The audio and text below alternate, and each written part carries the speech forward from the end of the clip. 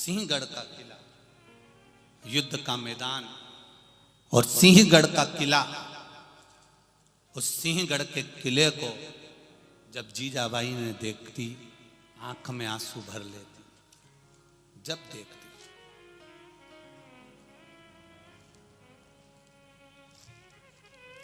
अब सिंहगढ़ के किले को जब जीजाबाई देखती, आंख में आंसू भर लेती।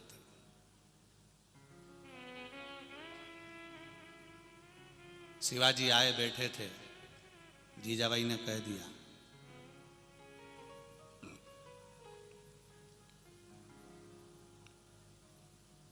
ये किला मुझे लज्जित करता है।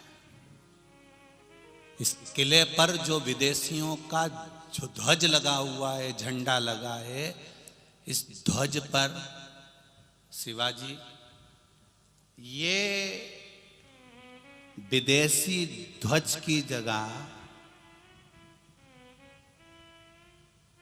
ये विदेशी ध्वज की जगह फिर हमारा ध्वज क्यों नहीं है? शिवाजी कहते हैं, मां, समय आएगा, बहुत सेना है उनके पास में, बहुत बोल्ड हैं वो, बहुत दम है उनमें। तो जीजाबाई कहती है, क्या मेरे दूध में दम नहीं है? जीजाबाई का शब्द था, क्या मेरे स्तन से जो दूध पिया है शिवाजी तूने, क्या उस दूध में दम नहीं है? कल की तारीख में ये विदेशियों का झंडा हटकर भगवा झंडा में लहराना चाहिए, तो मैं जान जाऊंगी शिवाजी तुझको। अब शिवाजी कहते हैं, मां बहुत बोल्ड हैं। मां ने कहा, सामने उस कुर्सी पर चूड़ियां रखी हैं शिवाजी, याद रखना। शिवाजी ने उसी समय पर एक पल की देरी नहीं करी, एक पल की देरी नहीं, और तानाजी को बुलाया और कहा, करो तैयारी, वो कितना भी बोल्ड होगा, एक बार घुसे तो सही, फिर देखा जाएगा। ये माँ है।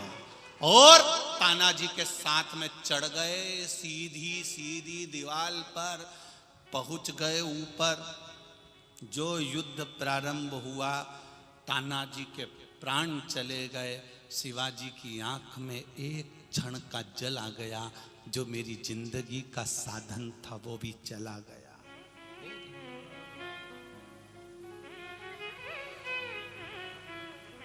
शिवाजी ने जब ध्वज विदेशियों का उतारा, अपना ध्वज लगाया, तब चिल्लाकर कहा, गढ़ आला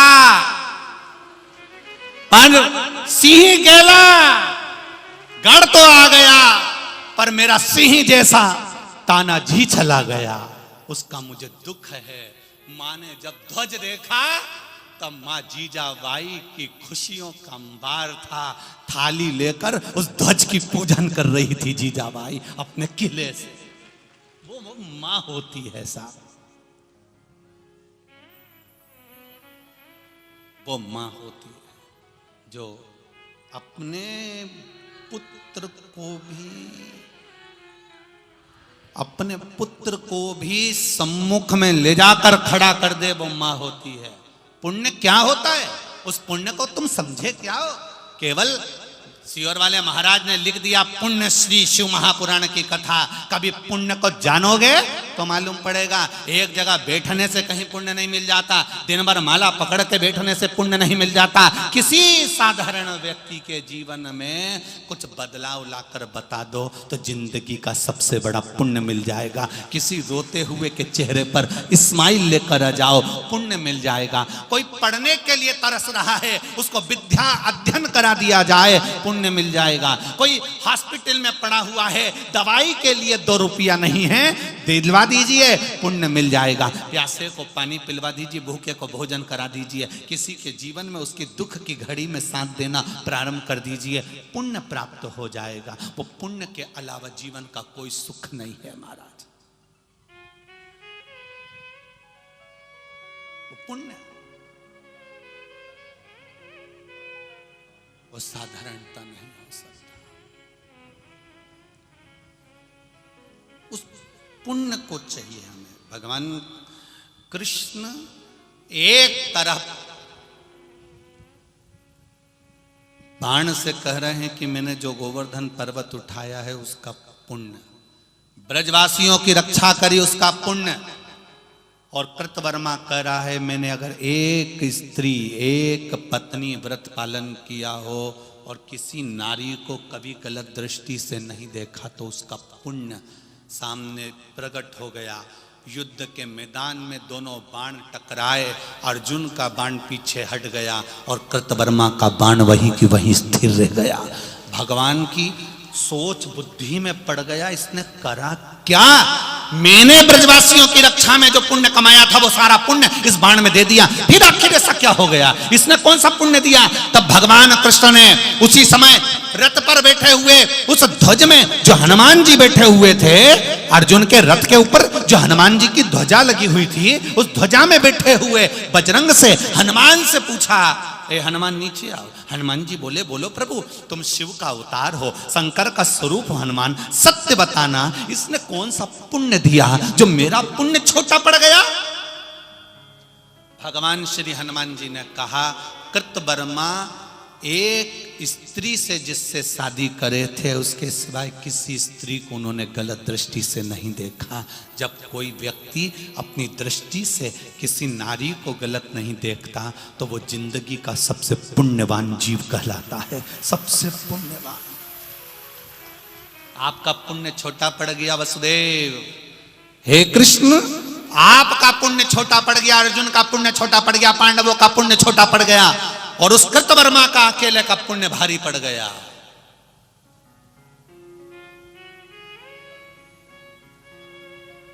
भगवान विचार में पड़ गए, 2 बाण और बचे हैं।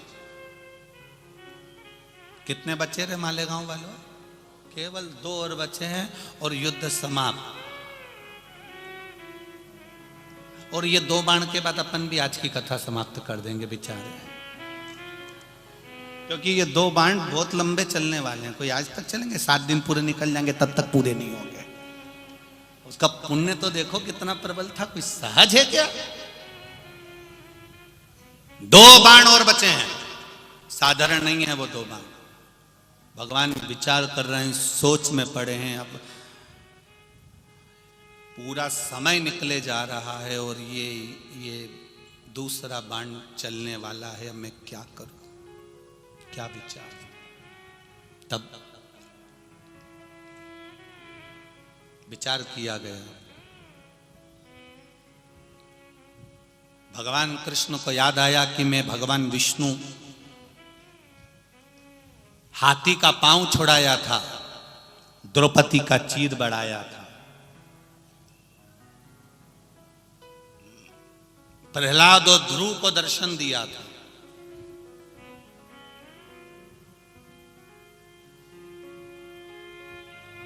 मंथन कर कर देवताओं का उत्थान किया था।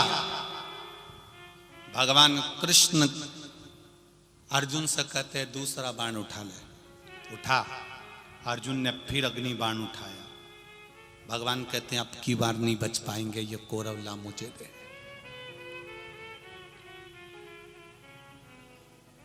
ला दे मुझको। और भगवान ने फिर लिया उस बाण को और कहा मैंने गज की रक्षा करी थी, द्रौपदी का चीर बढ़ाया था। 10,000 ब्राह्मणों का आधा चावल का दाना खाकर पेट भरा था।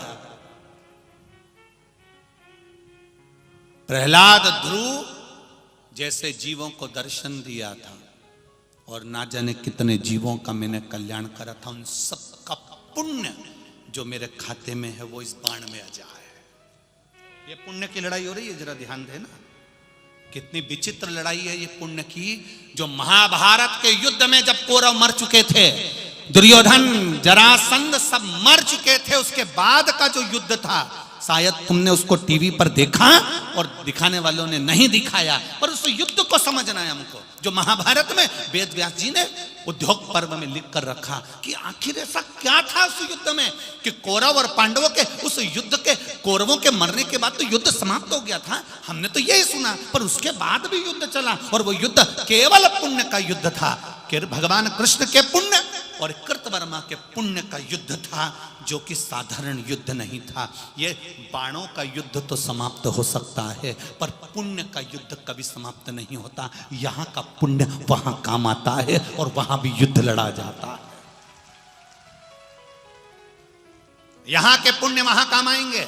आपने एक गिलास पानी पिलाया है, एक अन्न का दाना खिलाया है, किसी का आतिथ्य करा है, किसी का सत्कार करा है, किसी को सम्मान दिया है, यह पुण्य तुम्हारा कहां काम आएगा? जब मालूम पड़ेगा। वहां जाकर तुम्हें रोना नहीं पड़ेगा, आंख में आंसू नहीं आएंगे।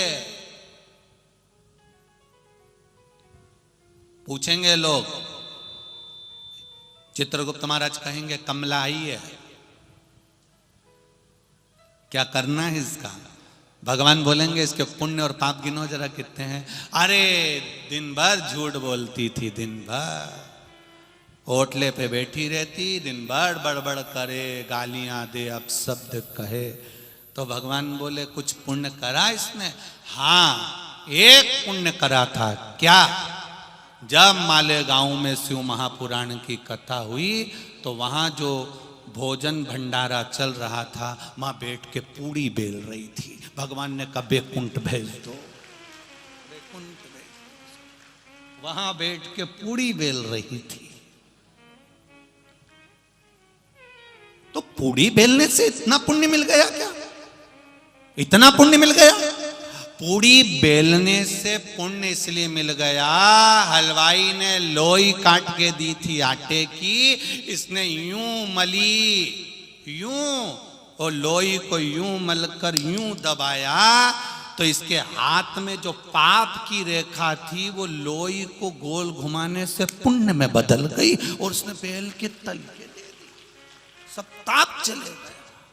अब मेरा निवेदन है, तुम सब मत पूड़ी बेलने चली जाना। तुम्हारा क्या भरोसा नहीं, तुम के सियोर वाला महाराज बोला और तुम सब पूड़ी बेलने चली जाओ, इंतजार करते। अब मालूम पड़े वहां पर जितनी समिति लगी हो वो हमको ढूंढ रही हो। सियोर वाले महाराज बड़ा पागल करके रखा है, बताओ, यहाँ इतने सारों को पूड़ी बेलने भेज दिया, खाएगा कौन? ये सब बेल के चली जाएगी। बढ़िया था, ये पुण्य है हमारा।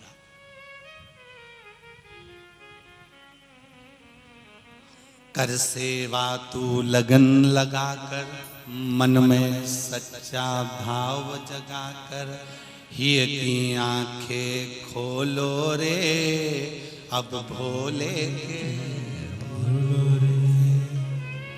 चित्त लगाकर, मन लगाकर, आनंद रखकर।